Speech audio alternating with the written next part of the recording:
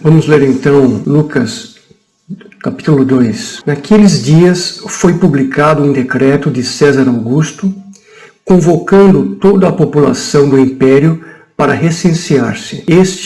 O primeiro recenseamento, foi feito quando Quirino era governador da Síria. Todos iam alistar-se, cada um à sua própria cidade. José também subiu da Galileia, da cidade de Nazaré para a Judeia, à cidade de Davi, chamada Belém, por ser ele da casa e família de Davi, a fim de alistar-se com Maria, sua esposa, que estava grávida. Estando eles ali, aconteceu completarem-se-lhe os dias, e ela deu à luz o seu filho primogênito, enfaixou-o e o deitou numa manjedoura, porque não havia lugar para eles na hospedaria. Então veja, o imperador romano, César Augusto, convocou toda a população do império para um recenseamento, e normalmente isso era feito para fim de arrecadar impostos, saber quem que era apto a arrecadar impostos, a ser cobrado de impostos. E José era descendente do rei Davi. Aliás, Jesus, a promessa ao rei Davi que viria um rei, né, depois dele, descendência dele, que seria o rei eterno. Né? Então, pela ascendência de José, né, também ele era José era descendente de Davi. Então ele foi para onde? Foi para a cidade mais próxima, onde ele tinha nascido. Na época não contava muito a mulher, né? Era mais onde o homem tinha. Então a mulher acompanhava o homem e foi lá para a cidade na tribo de Judá, e foi lá para Belém para ser recenseado. Só que estava lá, e Jesus, obviamente, pelo recenseamento, né? As movimentações deviam estar grandes na época, e Jesus não teve nem lugar para nascer num lugar de uma hospedaria, ou seja, José foi procurar a hospedagem, não tinha hospedagem. O único lugar que tinha, que ele conseguiu, e porque Maria estava grávida, né, foi num estábulo, onde ficavam os animais. Então lá foi colocado Jesus numa manjedoura, provavelmente não porque José não tinha dinheiro, mas porque não tinha lugar físico, por estar lotado a cidadezinha, vilarejo pequenininho. Né? Veja que no versículo 7 diz que Maria deu à luz o primogênito. O que é primogênito? É o primeiro filho. Fica explícito, né? Depois, nos evangelhos, que Jesus teve outros irmãos. José e Maria tiveram outros filhos, tanto homens como mulheres. Aliás, o próprio Tiago, a epístola de Tiago se dizia o irmão do Senhor. Tiago, ele era o irmão mais novo, né? Um dos irmãos do próprio Senhor Jesus. Mas isso a gente pode falar mais para frente. 8. Havia naquela mesma região pastores que viviam nos campos e guardavam o seu rebanho durante as vigílias da noite. E um anjo do Senhor desceu aonde eles estavam, e a glória do Senhor brilhou ao redor deles, e ficaram tomados de grande temor. O anjo, porém, lhes disse: não temais, não tenham medo, calma. Eis que eu vos trago boa nova, de grande alegria, que será para todo o povo, não só para vocês, mas para todo o povo. É que hoje vos nasceu na cidade de Davi, Belém, o Salvador, que é Cristo, o Senhor. E isto vos será por sinal: encontrareis uma criança envolta em faixas e deitada em manjedoura. E subitamente apareceu com aquele anjo que estava lá, com o anjo, uma multidão da milícia celestial, louvando a Deus e dizendo: glória a Deus nas maiores alturas, e paz na terra entre os homens a quem Deus quer bem. E ausentando-se deles os anjos para o céu, diziam os pastores uns aos outros: vamos até Belém e vejamos os acontecimentos que o Senhor nos deu a conhecer. Foram apressadamente e acharam Maria e José e a criança deitadas na manjedoura. E vendo-o, divulgaram o que lhes tinha sido dito a respeito deste menino. Todos os que ouviram se admiraram das coisas referidas pelos pastores. Maria, porém, guardava todas essas palavras, meditando-as no coração. Voltaram então os pastores, glorificando e louvando a Deus por tudo o que tinham ouvido e visto como lhes fora anunciado. Deus escolheu simples pastores de ovelhas, pessoas muito humildes para a época, que viviam lá no campo mesmo, estavam de madrugada, para através deles, anunciar aos demais o que Deus estava fazendo. Talvez, de todas as pessoas da região, só esses Deus conseguia encontrar pessoas que com um coração humilde, com um coração quebrantado, para que pudessem ouvir essa mensagem, pessoas justas, E encontrou esses pastores. Veio um pastor primeiro, falou isso para eles, e depois veio milhares de anjos, Eles viram depois milhares de anjos, e dizendo, glória a Deus nas maiores alturas e paz na terra entre os homens a quem Ele quer bem. Veja, não é entre todos os homens. Paz na terra para as pessoas a quem Deus quer bem. Essa é a diferença. E aí, no caso, eles foram contar para Maria e para José, inclusive a visão que eles tinham tido, e Maria ficou lá guardando no seu coração aquelas coisas todas, meditando quem realmente seria, e fazendo um quadro do esplendor. Ou seja, estava caindo a ficha de tudo que estava acontecendo com ela.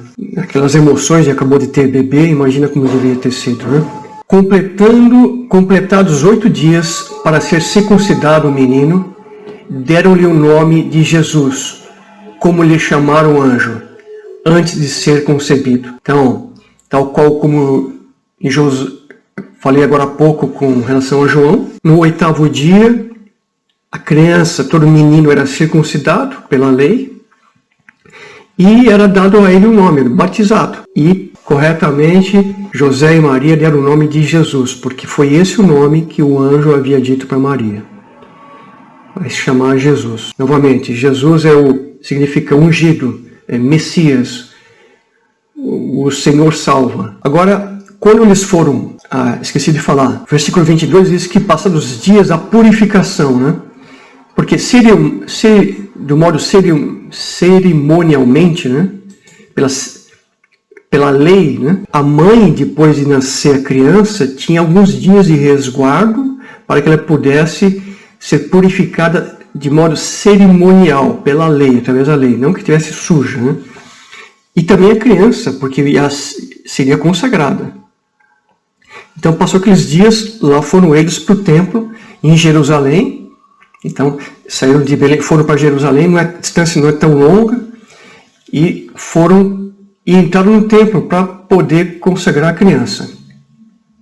Havia em Jerusalém, versículo 25, havia em Jerusalém um homem chamado Simeão, homem este justo e piedoso, que esperava a consolação de Israel, e o Espírito Santo estava sobre ele. Era um homem justo, piedoso, aguardava o quê? O nascimento do Messias, aguardava a promessa de Deus. E diz que ele tinha sobre ele, não dentro dele, não nele, mas veio sobre ele o Espírito Santo. E a hora que ele vê, então, chegar Maria e José com a criança na mão, nos braços, e viu o Messias, o Espírito Santo, 27, movidos pelo Espírito, ele foi ao templo. Então, movido pelo Espírito Santo, o Espírito Santo levou que ele fosse ao templo, e chegando lá, quando os pais trouxeram o menino para fazer aquilo que a lei ordena, Simeão o tomou nos braços e louvou a Deus, dizendo: agora, Senhor, pode despedir em paz o teu servo. Ou seja, ele podia morrer, segundo a tua palavra, porque os meus olhos já viram a tua salvação, a qual preparaste diante de todos os povos, luz para a revelação aos gentios e para a glória do teu povo Israel. E estavam o pai e a mãe do menino admirados do que ele dizia. Simeão os abençoe e disse a Maria, a mãe do menino: eis que este menino está destinado tanto para a ruína como para levantamento de muitos em Israel, e para ser alvo de contradição. Também uma espada traspassará a tua própria alma, isso com relação a Maria, para que se manifestem os pensamentos de muitos corações. Então, Deus sempre revela aos seus servos, os justos, os intentos do coração dele. Então, Deus mostrou para Simeão, olha, falou, vai para o templo, colocou no coração dele para ele ir para o templo, e chegando no templo, aí ele vê então o bebê. E ele viu nos braços de Maria aquele que seria a esperança dele, a esperança de Israel, aquilo que ele aguardava. Ele cria que ele não morreria sem que visse nascer o Redentor, o Messias. Quando ele viu aquilo, ele falou assim, agora só pode me levar, já cumpriu em mim a tua promessa, o Senhor prometeu que eu viria, o meu Salvador, e estou vendo. Então, ele profetiza, né? Que seria então, quem seria Jesus? Diz que ele seria aceito por muitos, mas rejeitado pela maioria, essa é a verdade. Pois os pensamentos secretos das pessoas seriam desmascarados pelo próprio Jesus. E o rejeitariam, como nós sabemos, levando Jesus até a morte. E tudo isso, eu creio que também ele falou, porque Deus também queria consolar. Deus queria mostrar para Maria, né, o que estaria vindo. Deus queria, e falou para Maria, olha, o teu coração vai ser traspassado, o teu coração vai ser arrebentado. Por quê? Porque Maria viria, né, presenciaria depois seu próprio filho sendo martirizado na cruz. Acho muito lindo esse cuidado de Deus para com Maria. Acho muito lindo. Mas não para por aí. Havia uma profetisa, na mesma cena, tá? Lá no templo.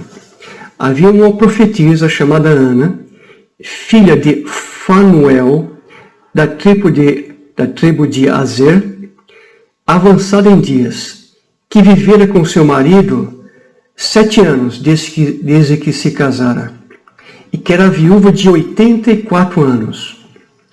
Esta não deixava o templo, mas adorava noite e dia, com jejuns e orações. E chegando naquela hora, dava graças a Deus e falava a respeito do menino a todos os que esperavam a redenção de Jerusalém. Ana também, uma mulher que servia a Deus, ela casou-se, viveu 7 anos com o marido, e depois não se casou mais, e tinha 84 anos de idade. Para aquela época, viver 84 anos era algo avançado em dias. E também estava no templo. E a hora que via a criança, e ela servia, era uma pessoa dedicada a Deus com jejuns e oração, ou seja, vivia lá, vivia para Deus. Do modo dela, vivia para Deus. E a hora que viu o menino Jesus, começou a se alegrar e profetizar e dizer para todo mundo que estava ao redor que ele seria a redenção de Jerusalém, ou seja, o Redentor estaria ali. Cumpridas todas essas ordenanças segundo a lei do Senhor, voltaram para Galileia, para a cidade de Nazaré. Voltou lá para a cidade de Nazaré, onde José morava. Né? Versículo 40. Crescia o menino e se fortalecia, enchendo-se de sabedoria, e a graça de Deus estava sobre ele. Essa fase, Lucas, com quem Lucas pegou esses dados todos? Se converteu depois, né? Na época de Paulo lá, mas ele conviveu muito com Pedro, conviveu com Marcos, conviveu com os outros apóstolos e talvez até com Maria. Ele pegou esses dados, né, em primeira mão pegou, fez o levantamento, né, cuidadoso. Tudo que ele disse aqui é como provavelmente Maria, que lembrava da situação toda, relatou, né, ou foi relatado através de outra pessoa. E Jesus foi crescendo, uma criança, obviamente, quando bebê, né, e vai crescendo até chegando na idade da razão, vai tendo o progresso como qualquer outra criança, sendo fortalecido, não somente crescendo fisicamente, mas na sabedoria, a sabedoria de Deus, na graça de Deus, ou seja, ele foi preservado todo o tempo. Deus sendo homem, mas mesmo como criança, sem pecar. E ele foi preservado por Deus, né, em todas as circunstâncias, porque certamente o diabo sabia de tudo que estava sendo profetizado, sabia que Jesus era o Redentor, porque o diabo conhece as profecias, e se deixasse, se Deus permitisse, ele seria morto, ia matar a criança, né? Mas Deus não permitiu, Deus guardou, proibiu que ele fosse tocado, guardou-o completamente, guardou a família, guardou tudo, e o menino começou a crescer. Versículo 41. Ora, anualmente iam seus pais a Jerusalém para a festa da Páscoa. Então, como pessoas tementes a Deus, né, José e Maria cumpriram cabalmente todas as escrituras, tudo que estava na lei. Uma vez por ano, pelo menos, as pessoas iam para a festa que ficava em Jerusalém. Quem estava mais próximo ia, e eles iam sempre, pelo que eu entendi aqui. Iam para a festa da Páscoa, celebração da Páscoa, que fica em Jerusalém, que era a capital religiosa, né? Quando ele atingiu 12 anos, subiram a Jerusalém, segundo o costume da festa. Então, 12 anos é uma idade importante, porque o menino ele era introduzido na comunidade religiosa aos 13 anos de idade, mas aos 12 já começava a ser preparado para isso. Então, com 12 anos, pela lei, né, o menino, a criança, não só o menino, a criança já era considerada responsável pelos seus próprios atos. Então, já respondia pelos seus próprios atos. 12 anos em diante, já era responsável pelos seus próprios atos. E Jesus estava sendo preparado pelo próprio Espírito Santo. Então, foram para a festa. Terminados os dias da festa, ao regressarem, permaneceu o menino Jesus em Jerusalém, sem que seus pais o soubessem. Pensando, porém, estar ele entre os companheiros de viagem, foram caminho de um dia, e então passaram a procurá-lo entre os parentes e os conhecidos. E não o tendo encontrado, voltaram a Jerusalém à sua procura. 3 dias depois, o acharam no templo, assentado no meio dos doutores, ouvindo-os e interrogando-os sobre a lei, doutores da lei, né? E todos os que o ouviam, muito se admiravam da sua inteligência e das suas respostas. Logo que seus pais o viram, ficaram maravilhados. E a sua mãe lhe disse: Filho, por que fizeste assim conosco? Teu pai e eu, aflitos, estamos à tua procura. E ele lhes respondeu: Por que me procuráveis? Não sabias que me cumpria estar na casa de meu pai? Não compreenderam, porém, as palavras que ele lhes dissera. E desceu com eles para Nazaré, e era-lhes submisso. Então Jesus era submisso aos pais. Sua mãe, porém, guardava todas essas coisas no coração. E crescia Jesus em sabedoria, estatura e graça diante de Deus e dos homens. Com 12 anos, Jesus já tinha uma revelação da parte de Deus de quem ele era. Com certeza. Deus já havia revelado com clareza para ele quem ele era, que ele era o Filho de Deus e qual o papel, o que ele tinha que desempenharam, porque ele estava ali, obviamente. Jesus diz assim que ele tinha clareza que era necessário que ele estivesse nos negócios do seu pai. E a outra tradução é na casa de meu pai. Uma outra tradução que eu acho melhor é eu tinha que estar na... Ele respondeu para os pais, né? Eu não sabia que eu tinha que estar nos negócios do meu pai. E quando ele disse negócios, Maria e José não entenderam nada. Que pai? Como assim pai? Porque até então, chamar Deus de pai, ninguém tinha feito isso. Deus era o Todo-Poderoso. Quando os escribas escreviam o nome de Deus, escreviam trocava a pena da caneta, da tinta, né? com uma outra caneta, digamos assim, com maior respeito. Chamar Deus de pai, não entenderam nada. Mas diz aqui que Jesus se preparou também durante 30 anos. Então, durante 30 anos ele se preparou, né, para o seu ministério. Então, até os 30 anos, nós vamos ver um pouco mais para frente, até ele ser batizado, né, nada aconteceu. Ele era um homem cheio de graça, cheio da unção de Deus, cheio de sabedoria, conhecido como uma pessoa assim diferente, especial diante de Deus e diante dos homens. Mas o ministério mesmo só foi realizado nos últimos 3 anos, até ele morrer. Com 12 anos, vão para lá, que ia uma caravana, obviamente, não ia uma pessoa, não foi só José e Maria e Jesus ou os seus outros filhos que foram para lá. Né? Foi um monte, os parentes todos. Era o evento do ano. Foram todos para Jerusalém, uma caravana provavelmente, e passaram lá as festividades, que não eram um dia, eram alguns dias, uma semana. E depois, quando voltaram, né? Cadê Jesus? Cadê esse? Cadê aquele? Tá todo mundo aí no meio. Né?